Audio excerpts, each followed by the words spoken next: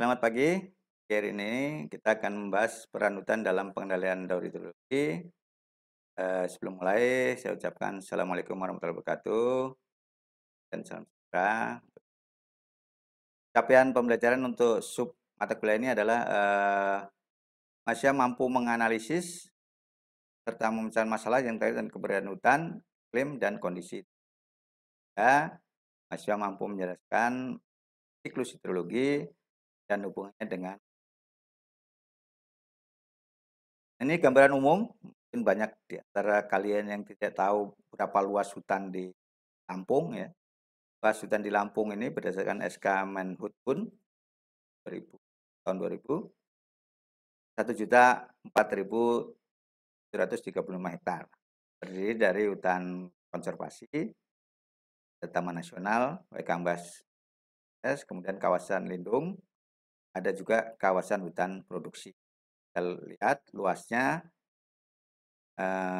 totalnya tadi kurang lebih 1.004.130. Nah, ini artinya sepertiga dari luas Provinsi Lampung, walaupun belum nyampe 30%. Kenapa? Karena menurut Undang-Undang Kehutanan, Pasal 18, Undang-Undang Kehutanan 419, Pasal 18 itu, luas hutan itu harus 30% dari luas wilayah atau luas das. Nah, ini luas hutan di Provinsi Lampung itu hanya 28,5 atau 0,6. Padahal di dalam 28% itu tadi, itu sudah banyak yang mengalami kerusakan. Misalnya hutan kawasan konservasi, itu 37% mengalami kerusakan, hutan lindung 60%, apalagi hutan produksi, itu 70% rusak. Artinya apa? Dari kondisi ini maka sebetulnya peran kehutanan, peran sarjana kehutanan itu sangat penting untuk mengembangkan fungsi hutan sesuai. Nah, next. Ini ada kawasan hutan yang sekarang dikelola oleh KPH ya. Ada hutan produksi, ada hutan lindung. Itu namanya ada KPHL, ada KPHK. Tapi sekarang semua KPH. Tapi nanti ada yang berfungsi lindung, ada yang berfungsi. Ya ada, mungkin udah tambah lagi ya sebenarnya ya. Tapi ini data 2018 kalau nggak salah. Jadi ada KPH-KPH yang mengelola kawasan hutan. Walaupun ini dikelola semua, tetapi ada juga yang sudah banyak perambahan gitu ya. Supaya Anda tahu sebagai calon kawan bahwa Lampung ini sebenarnya semua kawasan hutan itu sudah ada pengelolanya. Tetapi ada hambatan-hambatan misalnya jumlah sumber daya manusianya belum mencukupi, luas jangkauannya. Seperti contoh yang saya tahu persis misalnya KPH Batu Tegi. Itu luasnya 58.000. Pegawainya berapa? Cuman 33 orang. Polhutnya 13. Jadi kalau polhut itu seluruh keliling patroli itu setahun nggak pulang dia. Nah itu contoh kecil saja. Ini KPH Batu Tegi sering saya datang ke sana. Apalagi misalnya ini KPH Kota Agung ini hampir sama ya. Polhutnya cuma 8, lebih sedikit lagi. Bagaimana mau bisa mengawasi Polhut 8 dan luas 58.000?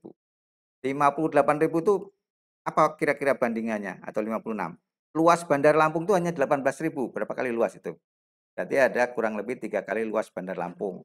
Harus diawasi oleh 8 Polhut. Ya pasti ada terjadi perambahan-perambahan. Itu contoh kecil saja bahwa sebetulnya KPH ini sudah bagus secara manajemen, tetapi tadi dukungan sumber daya manusia, dukungan anggaran untuk mengelola, dukungan kerjasama masih sangat kurang. Ya, sektor kehutanan masih dianggap sebagai apa namanya, bukan income generate tapi cost center ya, jadi pusat pembiayaan, tidak pernah ada hasilnya. Padahal kalau kita lihat kopi Lampung ekspornya tinggi, berapa ton per tahun. Nah, itu semua dari mana? Dari kawasan hutan 80%. Tetapi karena kita tidak bisa mengklaim kopi itu dari kawasan hutan, akhirnya kopi diklaim hasil perkebunan. Salah satu yang jadi PR ke depan calon-calon imbuhan ini bagaimana bahwa kopi itu sebenarnya dihasilkan di kawasan hutan, hampir 80%. Tapi diklaim oleh perkebunan itu hasil. Nah, kalau kita bagi antara luas perkebunan dengan hasil kopi itu nggak masuk akal gitu ya. Padahal luas produksi, produksi kopi rata-rata hanya 8 kintal ya, atau 0,8 sampai 1 ton per hektar.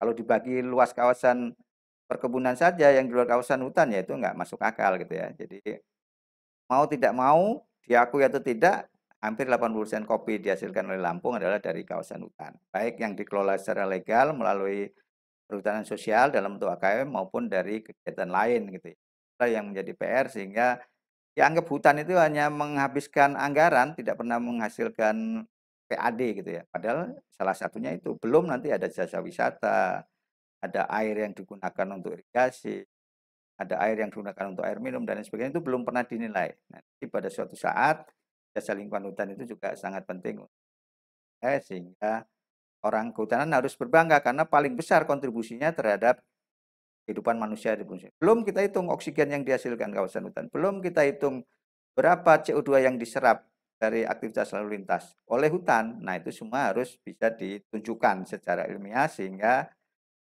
kawasan hutan berperan penting. Walaupun keuntungan ekonominya tidak langsung dalam bentuk rupiah, bisa dalam bentuk kenyamanan, bisa dalam bentuk kemudian menyerap oksigen dan lain. Pengantar penting ya untuk Anda sebagai orang kehutanan. Next. Nah, ini secara pembagian wilayah das di Lampung itu sebenarnya ada 4 das penting. Kalau Mesuji itu perbatasan dengan Sumatera Selatan dianggap bukan tidak penting ya, tapi nanti dikelola oleh Sumatera Selatan dan Lampung. Ada Tulang Bawang, ada Das Putih, Das Ambas Kabar, Das Kampung yang paling penting ya. Kemudian Das Semangka yang kecil. Next. Nah, bagaimana permasalahan penguasaan sumber daya air di Lampung? Jadi kita harus sudah mulai waspada ya. Ketersediaan air di Lampung sudah mulai bervariasi menurut iklim gitu ya. Jadi jangan sampai musim hujan kita takut kelebihan air banjir, jangan sampai musim kemarau kekurangan air. Nah, apa yang harus dilakukan? Ya sangat sederhana. Jadi menanam pohon itu mengendalikan air hujan, mengurangi pencemaran udara, menghasilkan oksigen. Nah, ketiganya itu sangat penting, semua dibutuhkan oleh manusia. Jadi kita nanam 1 pohon saja sudah beramal jariah gitu ya. Berubahnya fungsi daerah resapan menjadi daerah pemukiman ya. Jadi banyak kita lihat kalau kita naik kendaraan dari Bandar Lampung ke Pringsewu ya, atau ke Tanggamus lah ya. Kiri kanan yang dulunya sawah hijau sekarang sudah bangunan. Ini juga harus mulai dipertimbangkan. Bangunan boleh, tetapi pada lahan-lahan yang tidak produktif. Jangan digunakan untuk lahan-lahan yang produktif ya. Kemudian terganggunya fungsi kawasan sebagai penyimpan air. Rawa ditimbun jadi rumah, ditimbun, padan sungai dibendung dan seterusnya sehingga air hujan itu kan secara alami ya, secara alami dia akan mencari tempat yang rendah. Kalau tempat rendahnya ditimbun ya secara alami harus kita kendalikan. Dan terganggunya fungsi hutan sebagai kawasan lindung dan resapan ini karena pemerintah juga meluncurkan program perhutanan sosial, antara lain HKM, ada hutan rakyat dan seterusnya. Tetapi pendampingannya belum ada ya. Ya, kan terganggu. Padahal sebenarnya kalau hutan sosial itu didampingi dengan intensif, selain akan menghasilkan secara ekonomi, juga secara ekologi itu akan berdampak positif gitu ya. Orang tidak boleh lagi, bukan tidak boleh ya, mengurangi tanaman kopi monokultur. Harus ada misalnya tanaman peneduh sehingga akan meningkat, tetapi juga petani tetap bisa dapat. Tanaman peneduhnya apa ya? Yang produktif, MPTS gitu ya. Kemudian yang kelima adalah degradasi lahan akibat erosi dan longsor. Ini kalau kita biarkan, contoh yang paling baru dari penelitian mahasiswa kehutanan bimbingan saya adalah sedimentasi di Bendungan Batu Tegi itu sudah 100 milimeter per tahun ketebalannya. Bayangkan saja kalau tidak ada pengendalian erosi maka Batu Tegi itu mungkin nggak sampai 100 tahun itu sudah penuh lumpur gitu ya. Sepertinya airnya penuh padahal sebenarnya yang penuh adalah lumpur. Nah, kalau lumpur bebannya berat bisa jadi itu menjadikan Bendungan Batu Tegi itu akan longsor gitu ya, maka akan timbul bencana di bagian ini kalau kita biarkan ya. Jadi tanggung jawab kawan adalah bagaimana mengalami kerusakan itu. Dan yang keenam adalah kesalahan dalam pengelolaan lingkungan sungai ya. Jadi banyak orang menganggap sungai tempat sampah, toilet, sehingga semua sampah masuk ke sungai tanpa mempertimbangkan ada orang atau banyak makhluk hidup yang tergantung dari next. Dan masalah kualitas air ya, tingkat pencemaran tinggi tadi karena sungai dianggap sebagai toilet bukan sebagai halaman muka. Kalau Anda sudah pernah jalan-jalan ke kota-kota besar di dunia, Korea, di Jepang, di Eropa, nah itu halaman ya. Jadi kalau kita santai di depan rumah itu setiap sungai gitu ya. Nah, kalau kita kan sungai di belakang sebagai tempat sampah atau toilet. Harus mengubah paradigma ya. Paling tidak karena dianggap halaman maka selalu bersih. Ya. Dan badan air sebagai pembuangan air limbah. Itulah tingginya kadar sedimen akibat erosi, ini sudah pasti ya. Kalau lahan-lahan di bagian hulu itu dikelola tanpa tindak.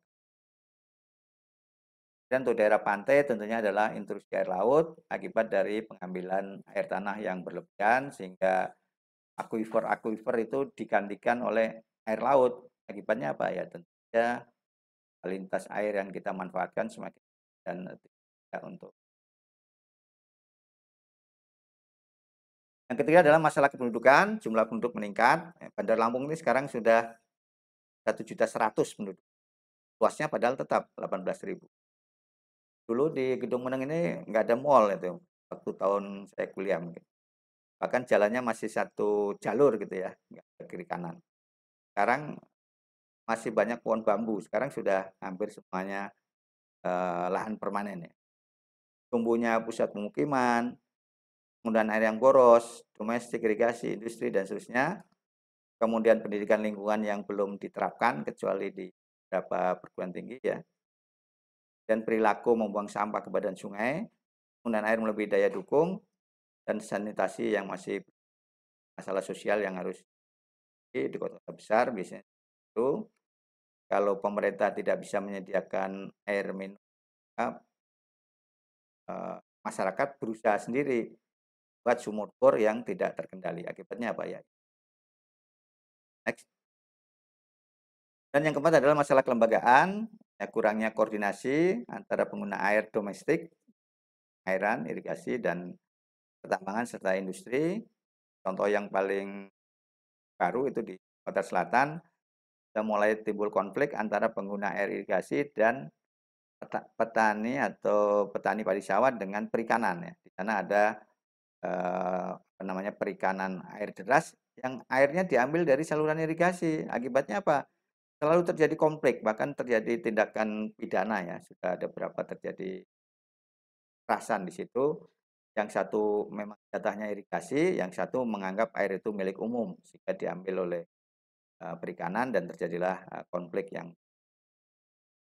Kemudian peraturan perundangan tentang air yang belum operasional, masih banyak yang normatif ya. Kurangnya pemantauan dan pemantauan efisiensi air, dan lemahnya informasi, potensi, dan kebutuhan sumber. Jadi sebenarnya efisiensi itu yang paling penting ya.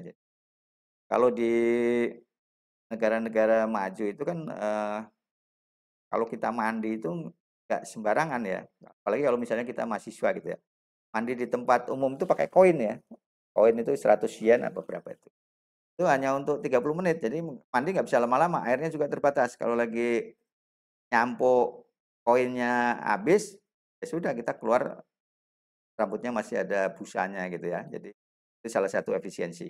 Nah, kemudian air sisa mandi itu tidak langsung terbuang ke sungai. Itu bisa digunakan di-reuse lagi untuk menyiram tanaman taman, kemudian tanaman lain, mencuci kendaraan dan lain-lain masih bisa dimanfaatkan. Jadi pemanfaatannya juga harus lebih efisien. Ya, air itu tidak langsung buang ke laut gitu. Next. Kemudian pemenuhan dan kebutuhan sumber daya air, pesatnya pertumbuhan ekonomi memacu permintaan akan sumber daya air, baik kualitas maupun kuantitas ya. Jadi makin banyak orang yang butuh air. Ini berdasarkan hak asasi manusia, itu air bersih harus sedia atau kebutuhan orang adalah 50 liter per hari per kapita. Tetapi yang berikutnya misalnya untuk di Indonesia ya, itu rata-rata 130 liter per hari. KI misalnya 220 liter, kemudian di pedesaan 90 liter, dan di negara-negara Eropa itu hampir mencapai 300 sampai 600 liter per hari.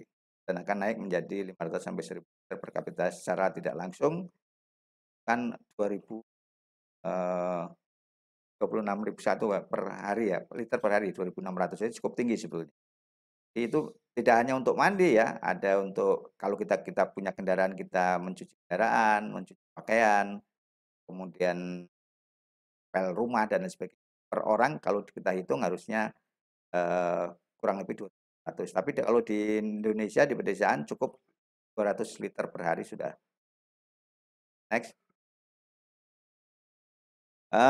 Keempat adalah lemahnya posisi tawar kawasan hutan terhadap perubahan fungsi lain yang lebih menguntungkan selain produsen kayu, karena adanya sistem akunting sumber daya hutan. Jadi kita anggapan orang itu kawasan hutan tuh ya pokoknya kayunya saja yang dihitung, padahal itu tadi ada jasa lingkungan lain ya, menghasilkan oksigen, menyerap polutan, menyimpan air, kemudian meningkatkan kenyamanan, itu belum dihitung. Itulah nanti kalian para rimbawan yang harus menghitung ini gitu ya, supaya nanti nilai tawar kita itu tinggi. Sebenarnya 1 hektar itu tidak hanya kayunya yang nilainya mungkin hanya 8 kubik, 1 kubik 2 juta, hanya 16 juta, bukan hanya itu ya. Jadi harus ada yang lain.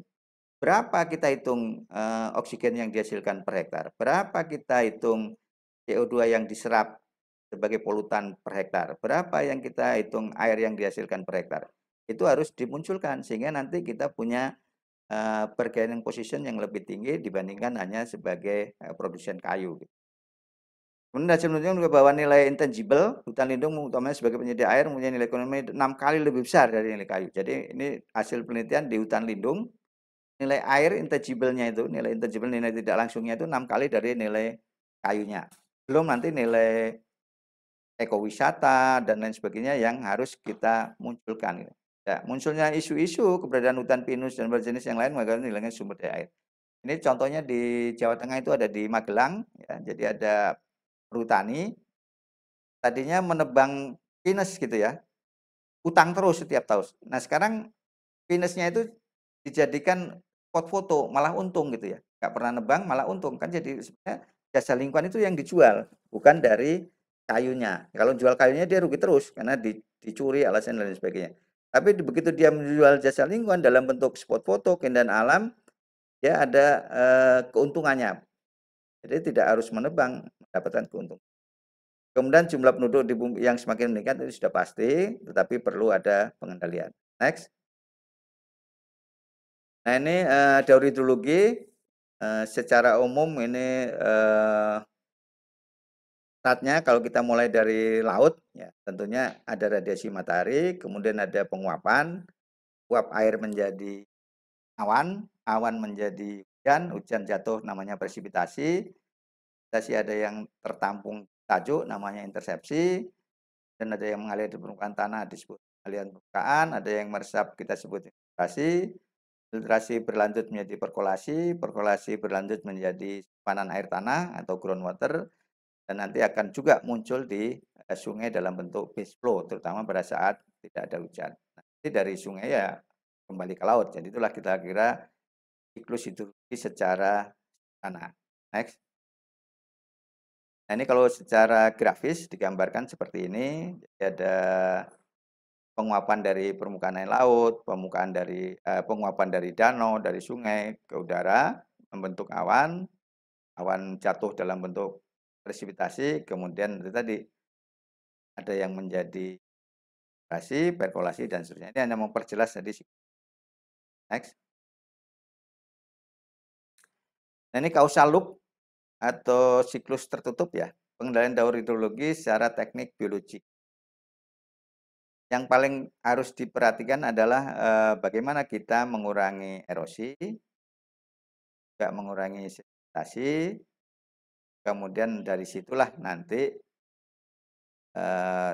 cara-cara itu atau tindakan kesultanan dan air itu akan mengurangi laju permukaan, aliran permukaan. Kalau laju aliran permukaan terkurangi, maka erosi juga akan terkurangi atau terdegradasi atau tereduksi. Jadi pertama adalah menambahkan kemampuan tanah untuk menginfiltrasi hujan, menambahkan biomas atau biomasa di bawah permukaan hutan, artinya hutannya harus bagus kan? Karena hutannya bagus maka run off-nya juga akan ya, kan ada pengurangan volume aliran permukaan, kemudian karena ada pengurangan maka erosi akan menurun, sedimen menurun, maka apa namanya kualitas das itu akan menjadi baik. Next. Peran vegetasi dalam pengendalian daur air atau siklus hidrologi pertama adalah mengurangi atau pengurang atau pembuang cadangan air di bumi melalui proses evapon. Jadi evapotranspirasi atau penguapan itu juga penting gitu ya. Jadi kenapa? Karena kalau air hujan itu tidak ada yang diuapkan, jenuh terus, begitu air hujan jatuh maka akan semuanya menjadi aliran karena tidak ada lagi yang terserap. Kemudian pemakaian air konsumtif untuk pembentukan jaringan tubuh vegetasi ya. Jadi proses metabolisme tumbuhan juga membutuhkan air ya. Dan air itu dimanfaatkan oleh vegetasi, manfaatkan juga dalam proses evapotranspirasi. Kemudian sebagai penghalang untuk sampainya air ke bumi melalui proses intersepsi ya. Tadi sudah diceritakan di depan bahwa adanya kanopi tajuk atau tajuk pohon yang lebat itu akan menghambat, pertama menghambat energi kinetik butir hujan sehingga tidak menghancurkan air tanah. Kedua, dengan proses intersepsi sekitar 5-10% air hujan itu akan menguap kembali ke atmosfer. Dan ketiga adalah sebagai pengurang atau peredam energi kinetik ya tadi sudah disebut ya. Tahanan permukaan dari bagian batang ke permukaan, dari permukaan ke sersa itu semua adalah tujuannya apa? Mengurangi laju aliran permukaan. Yang pertama adalah air hujan yang jatuh tadi energi kinetiknya cukup besar, tahan dulu oleh tajuk pohon, kemudian mengalir perlahan di cabang dan ranting melalui stem flow dan jatuh di atas permukaan tanah dengan waktu yang cukup lama sehingga tanah punya waktu untuk melakukan infiltrasi. Sebabnya apa? Kalau ada infiltrasi maka jumlah air hujan yang meresap dalam tanah akan lebih banyak dibandingkan jumlah air yang. Dan yang keempat adalah sebagai pendorong ke arah perbaikan kemampuan watak atau sifat fisik tanah, di mana memasukkan air lewat sistem perakaran, menambah dinamika bahan organik, dan lain sebagainya. Adanya vegetasi hutan selain mampu menambah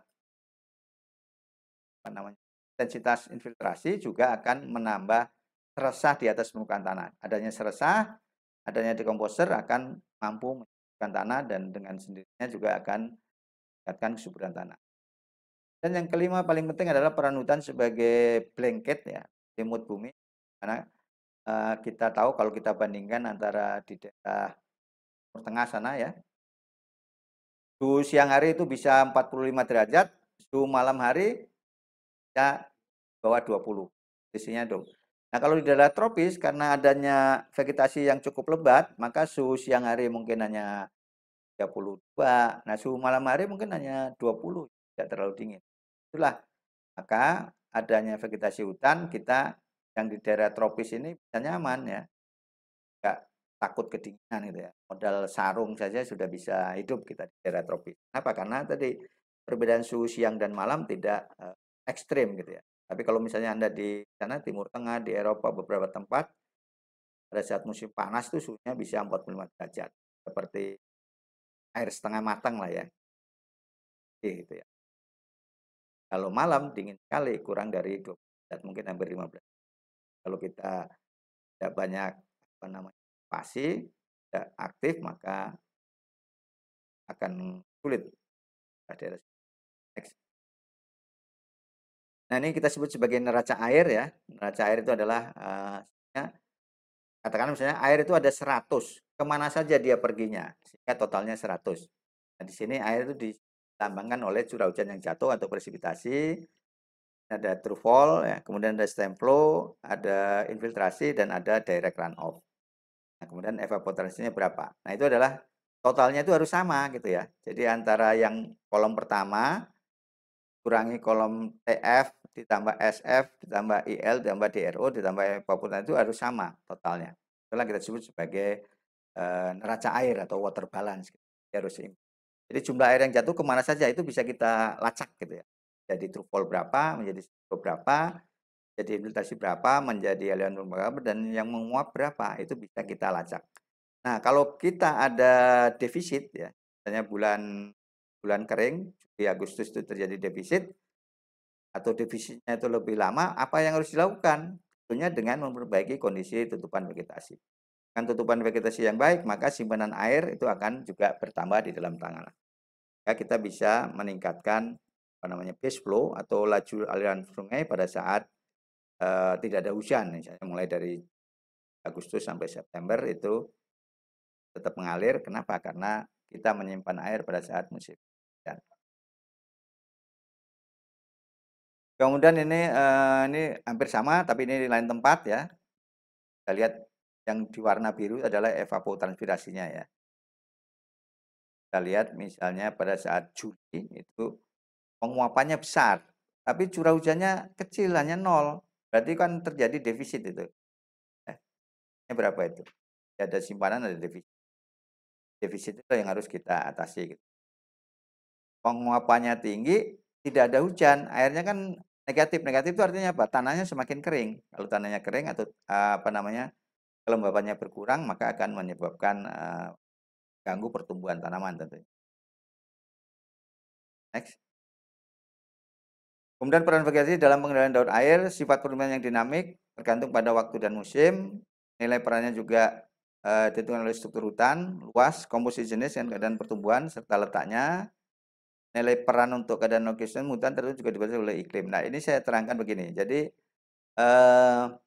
adanya vegetasi hutan tadi secara alamiah, dengan adanya proses fotosintesis, itu mengambil air melalui akar, menyerap CO2 dari atmosfer, kemudian memprosesnya di daun dalam bentuk klorofil, kemudian klorofil mendapat energi radiasi matahari menghasilkan C6H12O6 atau biomasa, kalau SMA disebut glukosa, dan menghasilkan oksigen. Itu yang paling penting. Nah, selain yang sangat penting itu tadi, ada yang lainnya yang mengikuti. Dengan adanya vegetasi hutan, maka laju presipitasi itu akan dihambat atau energi kinetiknya akan berkurang karena ditahan oleh tajuk atau kanopi. Jadi tidak langsung membentur tanah, menghancurkan butir tanah. Kemudian adanya perakaran akan membantu proses infiltrasi. Adanya seresah juga akan meningkatkan permukaan tanah jadi mudah untuk meresapkan air dalam tanah. Jadi selain yang fungsi penting dari proses fotosintesis dari vegetasi tadi, maka ada 3 yang penting lain ya. Pertama adalah biodiversitas, kemudian perubahan iklim, dan yang ketiga adalah pengendalian kerusakan lahan. Jadi dengan menanam 1 pohon, 3 tujuan tercapai. Nanam 1 pohon tadi, jadi mengurangi atau mitigasi perubahan iklim karena kita dengan menanam pohon akan menyerap gas rumah kaca antara lain CO2, kemudian kita menghasilkan air, menghasilkan oksigen dan seterusnya. Banyak yang dihasilkan selain pohon itu sendiri gitu ya. Next. Contoh hutan jati pada musim kemarau, berdaun. Next. Gambar-gambar aja. Dan pinus coba kita lihat. Kalau seperti ini, kalau hujan seperti apa terjadinya banjir dan seterusnya. Kenapa? Karena tutupan vegetasinya tidak bagus gitu ya. Padahal topografinya sangat curam ya, berbukit-bukit. Sangat berbahaya kalau kita biarkan. Next. Ini hutan pinus yang ini dikelola tani ya, Jawa Tengah. Nah, ini HTI, Hutan Akasia Mangyom, BT Hutan Persada di Sumatera Selatan. Ini kalau HTI itu di hutan produksi ya. Jadi HTI ini adalah akasia 2-3 tahun itu sudah ditebang, dijadikan chip, digunakan untuk bahan baku pembuatan kertas. Next. Sistem hidrologi kars, mungkin akan kita lihat juga, tetapi ini adalah banyak ditemui di Pulau Jawa gitu ya. Di kars itu ada retakan-retakan gitu ya. Kars atau batu kapur dari bahasa Jerman Sloven yang berarti lahan gersang berbatu-batu. Tapi sebenarnya adalah batu kapur ya. Makanya di Pulau Jawa itu banyak pabrik semen, kenapa? Karena ada bahan bakunya, bahan baku pabrik semen adalah batuan kapur ini tadi. Karsifikasi merupakan proses pelarutan batu gamping membentuk drainase bawah tanah. Jadi di bagian bawah itu nanti akan muncul sungai-sungai bawah tanah di bagian kars itu. Dan ada batu gamping, ada limestone yang tersusun oleh mineral karbonat seperti kalasit, dolomit, dan aragonit. Batu kapur kalau di Jawa itu banyak ya. Jadi makanya pabrik semen banyak di Pulau Jawa. Kenapa? Di Kalimantan nggak ada pabrik semen, kenapa? Yang nggak ada potensi bahan bakunya karena 70% semen itu berasal dari batu kapur. Kalau Kalimantan nggak mungkin ada pabrik semen, ya rugi di transport kalau bahan bakunya dari Pulau Jawa. Kalau Sumatera, Jawa ada uh, kapur ya, kars itu. Jadi munculnya dari sisi hidrologi adalah munculnya sungai-sungai bawah tanah. Next. Nah ini sudah disebut tadi ya, jadi karakteristik landscape dari kars adalah dijumpainya sungai bawah tanah, perubahan lainnya banyak terdapat bukit dan lembah, terdapat banyak goa di dalam tanah ya karena terkikis ya. Jumpai masuknya air di dalam tanah batuan, nanti ada namanya stalaktit dan stalagmit, banyak rekahan yang besar karena pelarutan dan dijumpai ornamen goa. Hanya di Jawa itu banyak goa-goa yang belum eksplor juga ya. Kalau di Jawa Tengah itu ya di Jati Jajar ada ya, dekat Purwokerto itu ada di Cilacap kalau nggak salah. Itu sudah untuk apa data. Next. Ini. Jadi airnya itu bukan meresap di batunya tapi dari pecahan-pecahan itu, rekahan-rekahan. Kalau ada orang buang air di bagian atas itu bahwa nanti bisa tercium itu. Kenapa? Karena itu tadi dia tidak disaring. Kalau air hujan itu kan disaring oleh tanah ya. Tapi kalau batuan kars ini dia melalui rekahan ya. Rekahan itu retakan-retakan dan meluncur atau mengalir ke bagian yang lebih rendah dalam proses apa namanya gravitasi. Pastinya. Next. Nah ini tata ruang untuk batas-batas ketersediaan sumber daya air ya. Jadi kalau kita membagi wilayah lindung dan kemiringan dan wilayah penyangga, biaya kegiatan berjalan secara grafis seperti ini. Jadi untuk kemiringan yang di atas 45% itu adalah kategori kawasan lindung, kemudian untuk yang 25 sampai 45 mungkin masih kawasan penyangga atau buffer zone, yang boleh dikegiatan untuk pertanian adalah yang 8 sampai 15. Kemudian untuk pertanian atau perumahan ya 0 sampai 8 lah ya. Kenapa? Ini supaya tidak terjadi erosi ya. Jadi bagian yang curam itu jangan sampai dibuka harusnya. Nah, ilustrasi dari penataan ruang untuk apa namanya? Menjaga daerah itu tidak mengalami kerusakan. Next. Nah, ini pembuatan rancangan reboisasi mungkin nggak usah, next saja. Saya kira demikian tadi akhir dari mata kuliah kita. Terima kasih. Assalamualaikum warahmatullahi wabarakatuh.